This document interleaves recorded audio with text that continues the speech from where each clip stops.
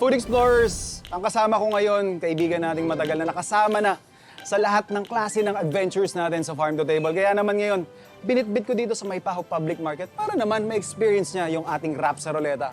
The one and only ating kaibigan, Chef Jose Sarasola. Brother. Good to see you. Thanks for having me. Oo Good naman. to be back.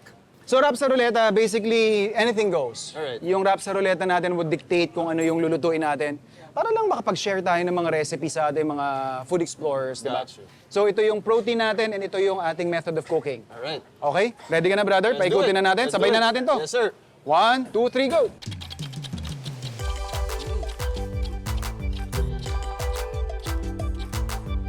Oh!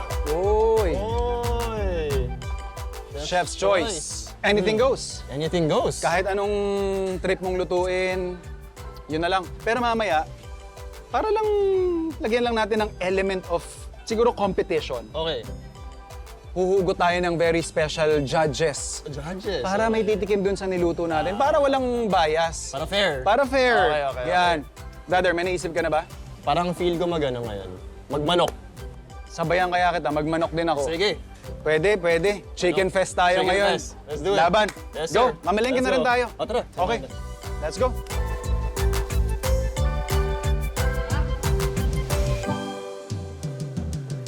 Kaning ano nyo? Manok natin dyan. 2 piraso lang ako siguro. Sige. Pautang ha? Palista. Lista pala, sorry. Lista pala. Hindi pala utang. Lista. Padibaw naman po ako kuya, tatlong leg quarter.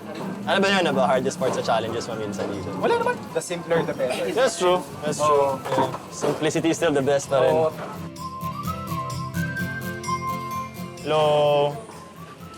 Meron silang ano na oh. Ready na. Ito na lang tayo. Maybe some red onions, maybe.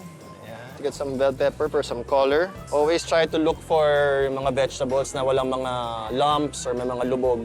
Thank you. Alright. Pabili po. To, sakto. Thank you. So itong stew ko talaga, may first part talaga siya is dapat talaga may bacon siya para may konting fatty flavor kasi very malasa ang bacon. But since parang wala tayong bacon mahanap dito, tsaka since Pinoy twist tayo sa Coco Van, bibili ako ng longganisa. 110, may discount? Oh. Yun, sakto. Thank you very much. Thank you. So we have our chicken, we have our longganisa, and we have our vegetables. So mukhang kompleto na. So I think it's time to cook. Let's go.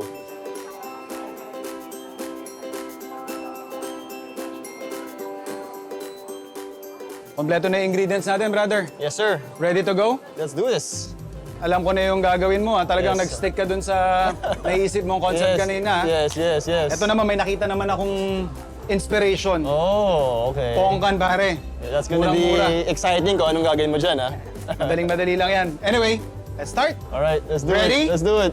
Chef, Yes. go! Alright. So, unang gagawin ko, of course, is do my mise en place. I-prep na ako ng mga ingredients ko. Meron tayong carrots, meron tayong potatoes, meron din tayong bell pepper, may garlic onions, and of course, spring onion for my plating. Very easy to find ingredients, hindi siya complicated. So ito yung ating leg quarter fillet.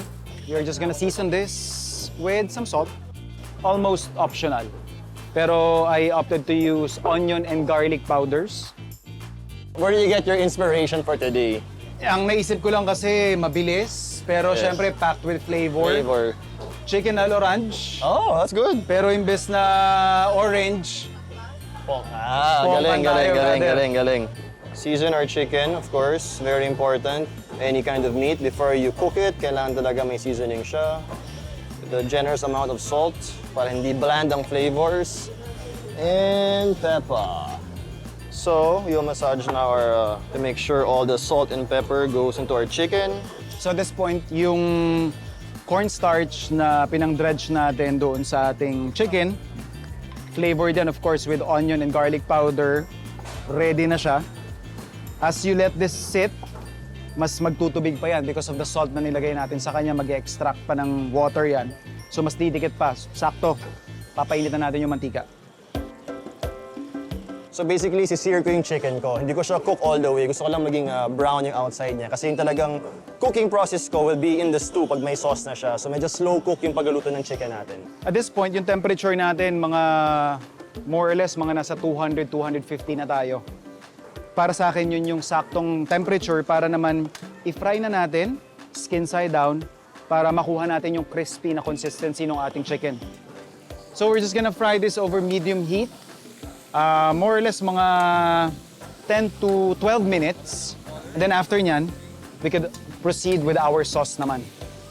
So parang both our dishes, parang may na tayo, no? Konting French background. Oo, brad eh. Galing, ha?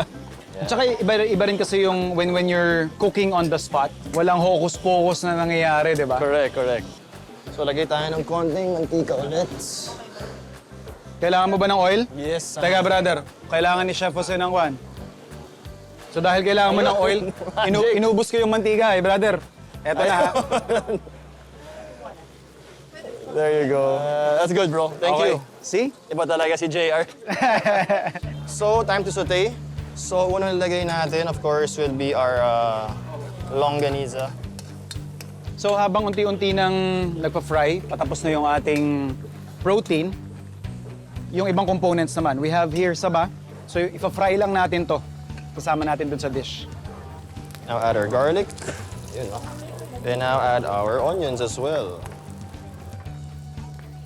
Then yung ating saba, Quick saute. We can now add our carrots and our potatoes. So yun.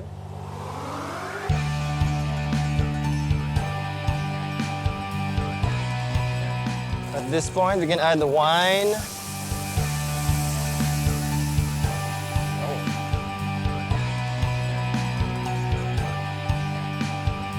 I'm pretty satisfied now with how our chicken is turning out. Tanggalin na muna natin sa pan. And then using the same pan, yung ating saba. Now time to add our chicken back sa pot. Tapos incorporate lang natin lahat together. Yan. Sort of garnish natin dun sa ating chicken, sibuyas. Give it a quick mix lang. Gusto ko kasi dumikit yung lasa ng longganisa sa chicken ko, kaya I'm sauteing them together. Next step naman, I'll be adding our tomato sauce. Let's combine this well again with our chicken. And then, yung ating ponkan. Add din tayo ng tomato paste. Just a bit.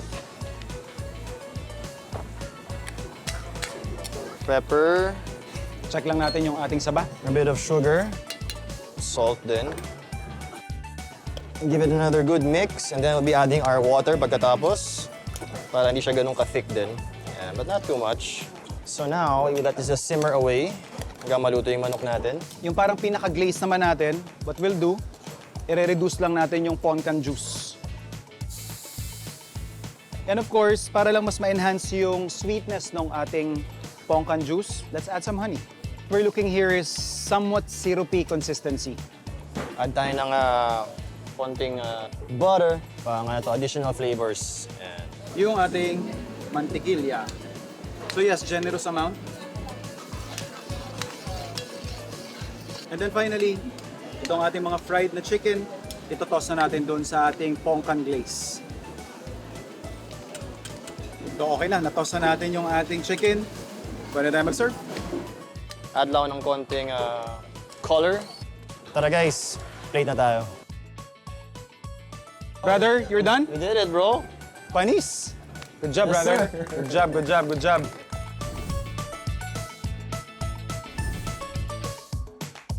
Moment of truth. Yes, sir. Sabi ko naman sa'yo, may re-rest back sa atin na magja-judge ng ginawa natin eh. But of course, ang winner pa rin dito, yung mga food explorers natin na course. nakakuha ng mga tips and siguro mga style and atake sa Ideas. pagluluto. Yes, exactly. So ito, sir, ma'am, sir, papakita na po namin sa inyo ang aming niluto ni Chef Jose. Presenting ang aming mga chicken dishes. Yan. Alright. Sir Richie, Ma'am Lynn, please, tikman po ninyo ang aming pinirepair para sa inyo. Enjoy nyo lang po yung dish. Si Sir Richie, mukhang nakakauna ka na, sir, ng pagmuya. Lambot eh. Uy! Ma'am Lynn, kamusta naman po? Sakto sa alat, Yun. sakto sa lambot. Titignan ko yung balanse ng tamis niya. Okay. Kasi minsan nakakaumay pag masyadong matamis. Pag Pero OA. ito, sakto lang talaga yung tamis niya. Si Ma'am Lynn, Sarap, crispy. crispy. Tapos, sakto din sa akin kasi yung alat niya okay lang din sa akin. Pasado po sa inyo. Ayun. Pwede mag-rice ha, baka nahiya Oo. Brother, tingnan mo. Seryoso. Parang ang laki na nakataya dito. Oo, Di ba? Di ba? Pero, I mean, again, at the end of the day, the point talaga is, Yeah. ang na-achieve natin pareho, they both liked it. Exactly. I mean, they all liked it. There was no negative comments sa dalawang dish na ginawa natin. Totoo. So mga kabuso, eto, si Sir July ang magde-decide in behalf of the team kung sino ba yung RapSa doon sa ating mga prepare, no? Sir July, Base sa dalawang dish Opo. na natikman namin, yung isa kasi, napaka-common na yung lasa. okay. Yun, so nag-come up kami since siguro pare-parehas kami ng gusto ng Nahuli nyo, kumbaga, yung kakaibang lasa, Yun. bago sa amin. Alright. Ganun, kumbaga sa hindi everyday na matitikman. So doon kami Okay. ah, Yun yung parang naging deciding factor, ika nga. opo. Okay, so ano po ang napili ninyo, Sir July? Okay, so dito tayo sa fried chicken. Actually, Ponkan chicken. Ako po yung gumawa niyan. Cooks. It's always nice working with good friends that you haven't Yes. seen for a long time. So, Totoo naman. Good to see Especially you. pag gantong location natin na rustic Diba? lang, Diba naman? anything goes. Yeah. And I think that's one of the most important skill sets that any home cooks should develop is seeing what's available. Yeah. It's a continuous process, of course. Pero yun nga, as you hone your skills as a chef, as a cook, Yeah. ang importante kasi dyan, unang mapiplease mo yung sarili mo. Yes.